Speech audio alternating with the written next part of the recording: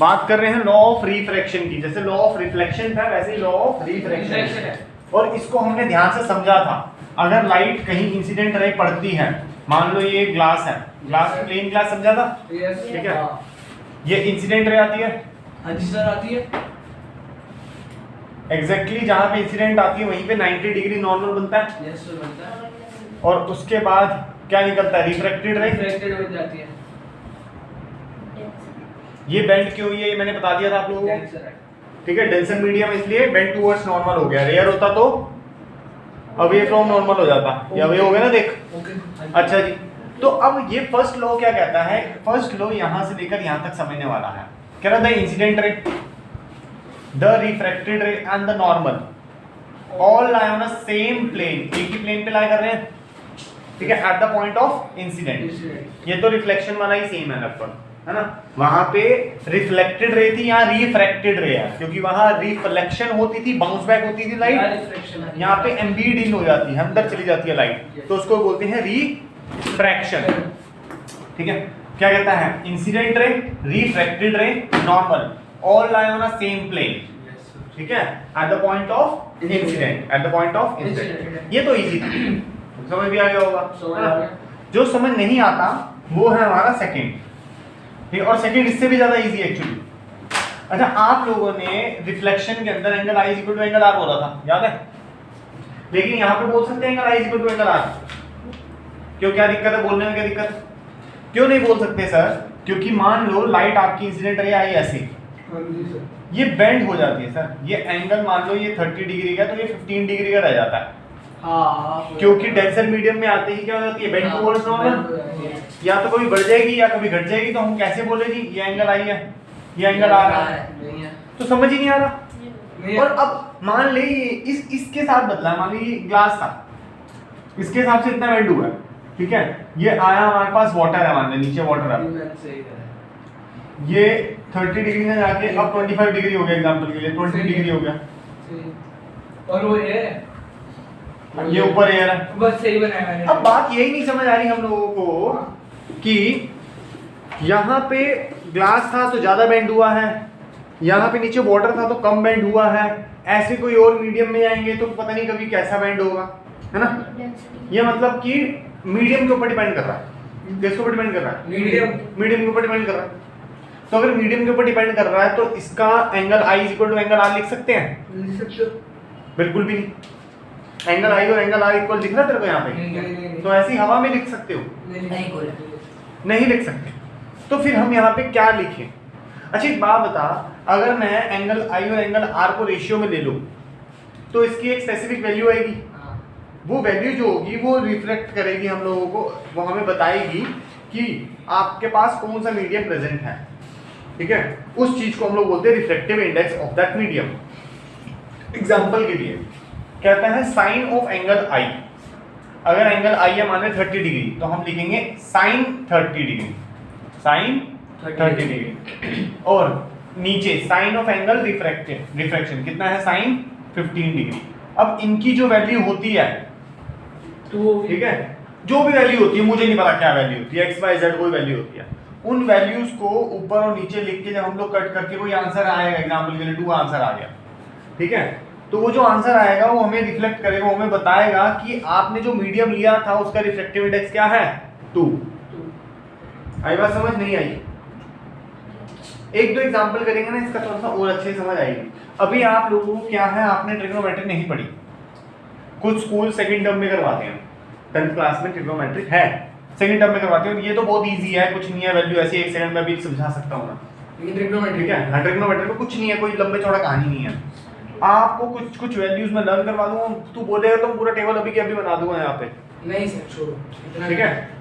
36 approx values हैं, ऐसे कैसे लिख दूंगा, 1 सेकंड में याद भी हो जाएगी, मतलब 1 सेकंड मेरे को लगने, मतलब तो अभी के लिए अगर मैं तुम लोगों को यहाँ वैल्यू बता दूं तो कट कटा के एक रिफ्लेक्टिव इंडेक्स आ जाएगा किसी चीज का, तो वो रिफ्लेक्टिव इंडेक्स एग्जैक्टली उस चीज का होना चाहिए और होगा भी। और बात समझ क्लियर है? तो इसके लिए मुझे क्या चाहिए, एंगल आई चाहिए, एंगल आर चाहिए, और मैं क्या निकाल के दे दूंगा, उस मीडियम का रिफ्लेक्टिव इंडेक्स। रिफ्लेक्टिव इंडेक्स को हम लोग इससे इंडिकेट करते हैं। एन की लंबी थोड़ी सी टाइम है, ठीक है ठीक है। ये समझ आ गया। तो ये लॉ क्या है? लॉ कहता है the sine of angle of incident, मतलब sine angle of incident upon sine of angle of refraction is equal to constant, और वो कांस्टेंट क्या है? Refractive index. आई बात समझ? रिफ्रैक्टिव इंडेक्स का ये थोड़ा फॉर्मूला मजेदार कम लगता है बच्चों को, इससे ज्यादा मजेदार फॉर्मूला हमारे पास नीचे होता है, लेकिन ये लॉ नहीं है। लॉ तो ऊपर वाला ही है, लॉ आया तो ये लिखना पड़ेगा, और इस लॉ का एक स्पेसिफिकली नेम है स्नेल्स लॉ। किसका लॉ? स्नेल्स बंदे का नाम है। बंदे का नाम, हाँ क्या है जो कहता है, ठीक है। ये अपने नाम से बड़ा फेमस है, एपोस्ट्रोफी एस है, ठीक है। क्या नाम है इसका?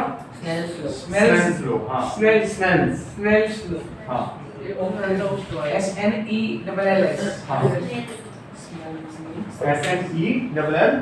एपोस्ट्रोफी एस, अच्छा SNELL एपोस्ट्रोफी एस है, ठीक है, मतलब स्नेल का लॉ, ठीक है। समझ आ रहा है? साथ साथ लिखो। स्मेल लिख रहा है ऐसे स्नेल, अरे पांच स्नेल्स बोल रहा हूँ, एम थोड़ा बोल रहा हूँ। स्नेल्स का लॉ, स्नेल्स लॉ, ठीक है। ये अपने नाम से बड़ा फेमस है, तो ये वाला अपना लिख देना था। The sine of angle of I upon sine of angle R is equal to the constant, the constant is refractive index. Is it clear till now? Yes कोई दिक्कत परेशानी? नहीं सर। ठीक है, हो गया। इसका एक तुम क्वेश्चन कर लेते हो, समझ आ जाएगा। सर ये पेपर में नहीं आया पेपर में बहुत कम आता है। नहीं, स्नेल्स लॉ लिखने के लिए आया था, डिफाइन आ जाती है स्नेल्स लॉ की, इसके ऊपर क्वेश्चन कम आते हैं, है ना? हां। सर मैं 2 नंबर। अब हमारे पास सैंपल प्रॉब्लम है लखमीर सिंह का। सैंपल प्रॉब्लम को कोई नंबर नहीं है, खाली सैंपल प्रॉब्लम है। New Lakhmir Singh, page number 258, ठीक है। क्वेश्चन क्या कह रहा है? Beam of light passes from air into glass into a substance x, glass में लिखा, सब्सटेंस x लिखा, ठीक है। समझो क्या कह रहा है। बताओ। ये मीडियम है, ये एयर आई, ये एक x नाम के सब्सटेंस में बेंड हो गई, ठीक है। एंगल ऑफ इंसिडेंस 72 डिग्री है, एंगल ऑफ इंसिडेंस 72 और एंगल ऑफ रिफ्लेक्शन 40 डिग्री है। तो पहले तो ये समझाओ, ऊपर वाले से नीचे वाले के कंपैरिजन, कौन डेंसर है कौन रेयर है? सर डेंसर वो है 70 वाला, 72 वाला, और रेयर 40 वाला। वेरी गुड, उल्टा बोला। ये है रेयर मीडियम, ये है डेंसर। अब ये कैसे पता लगा? बताओ सर, क्योंकि पानी में है। वेरी बैड, अंदर है। गुड, वेरी बैड, बोलो। डेंसर में क्योंकि जो नॉर्मल्स होती है, जो नॉर्मल से जो लाइन होती है, जो रिफ्लेक्टेड रे होती है डेंसर में जाके बेंड टुवर्ड्स नॉर्मल हो जाती है, इसलिए इसका एंगल हो गया छोटा, ठीक है। एंगल हो गया इसका छोटा, इसलिए पता लगा नीचे वाला एंगल डेंसर है, नीचे वाला मीडियम डेंसर है। जो x सब्सटेंस है that is a denser medium, right. तो अब इसने मेरे को बोला sin i मतलब एंगल i 72 डिग्री और एंगल r कितना 40 डिग्री। हमें बताना है ये सब्सटेंस क्या है। पहली बात तो हाँ, calculate the refractive index of substance x। देखो जी, हमने क्या लगाना है? sin i upon sin angle r is equal to refractive index, ठीक है।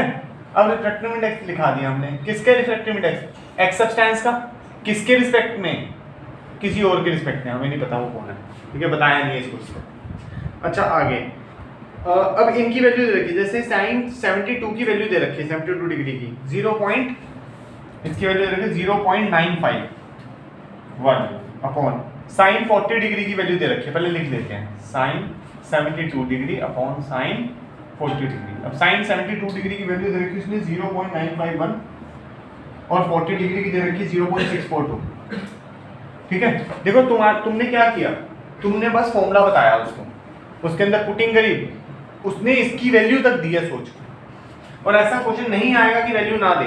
अगर तो sin 30 है, sin 45 है, sin 90 है, ठीक है, या sin 0 डिग्री है, तब वैल्यू नहीं आएगी। sin 60 भी है, 65 नहीं होगा? नहीं।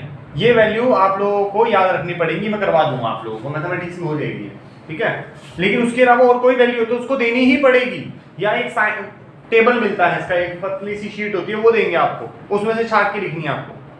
आई बात समझ? तो इतना टंटा नहीं डालती गवर्नमेंट, सीधी की सीधी वैल्यू तुम्हें यहाँ लिख के दे देगी, देख लो। अब हमने क्या करा ना, बिल्कुल नहीं, पॉइंट हटाया, नीचे 1000, इधर पॉइंट आया, ऊपर 1000, 1000 से 1000 तो 951642 कट कर लो, आंसर आ जाएगा।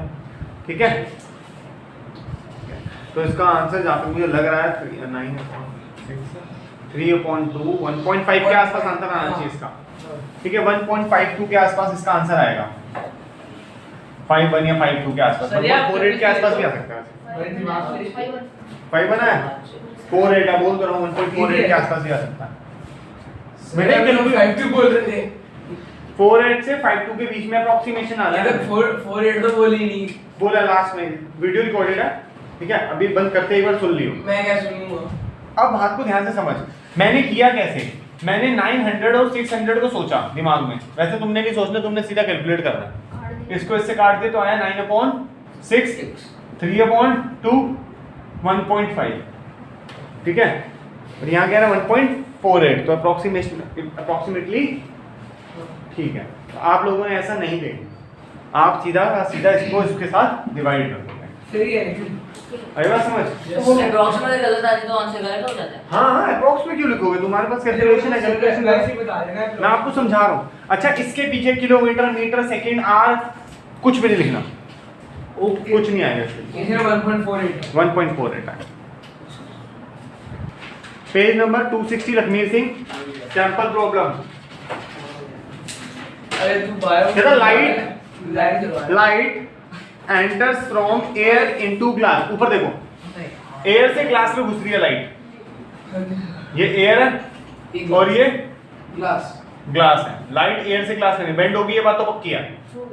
ठीक है, कहता है the refractive index of glass with respect to air is 1.5। ठीक है, what is the speed of light in glass, speed of light in glass, ये पूछा है। तो यार और कुछ दे भी देते फिर हमें। ठीक है, देखो पहले तो हम लोगों ने एक चीज गलत लिखी है, सिंबल ऑफ स्पीड क्या होता है वो vg। अब हमने लगाना है ये वाला फॉर्मूला। देखो लाइट जिस मीडियम से आती है हम उसको रिस्पेक्ट करते हैं, अच्छा सिंबल ऑफ और जिसमें जाती है उसकी बात करते हैं। बात होगी refractive index of air with respect to glass. जिस तरीके से लिखोगे उसी तरीके से फॉर्मूले में भी डलोगे, ऊपर speed of light in air upon speed of light in glass. Sir फिर ये साफ सा क्या बता रहा है, ये साफ नहीं बेटा, ये रिफ्रैक्टिव इंडेक्स का सिंबल है। ठीक है, ध्यान से सुनो फिर से, रिफ्रैक्टिव इंडेक्स ऑफ क्या निकालना है, glass with respect to air. तो जिसको रिस्पेक्ट दे रहे हो उसको ऊपर बिठाओ। अच्छा ठीक है, जिसको निकाल रहे हो वो तो खुद नीचे ही होगा ना, पक्की बात है ना। हां पक्की बात है। ठीक है, तो इसलिए refractive index of glass with respect to air, इसलिए उसको ऊपर बिठाते हैं रिस्पेक्ट वाले को, और यहाँ पे उसके फॉर्मूले में वो खुद भी ऊपर ही आता है और ग्लास नीचे आता है। Is it clear till now और नॉट? चले आगे। हाँ जी, डन हो गया। तो लेकिन दिक्कत ये है कि इसके अंदर एयर की स्पीड दे नहीं रखी, तो कहता है एयर की स्पीड आपको याद होनी चाहिए, मीटर पर second. Speed of air, speed of light in air या speed of light in vacuum is 3 × 10⁸ metre पर सेकंड।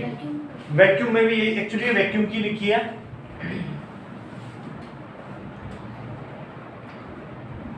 कुछ बुक्स में ये लिखा हुआ है एयर के लिए। ठीक है, लेकिन टीचर और सीबीएसई मैक्सिमम कहता है कि आप ये यूज करो, यही एयर की यही वैक्यूम की, बोर्ड्स में आप कोई भी लिख सकते हैं, यही लिखनी है। अगर नहीं आई तो ये लिखनी है जो आई हुई है, वरना वो लिख दो। ठीक है, अब फॉर्मूला क्या है, ये है फॉर्मूला। Yes sir. इसके अंदर पुटिंग कर दो refractive index of air with respect to glass.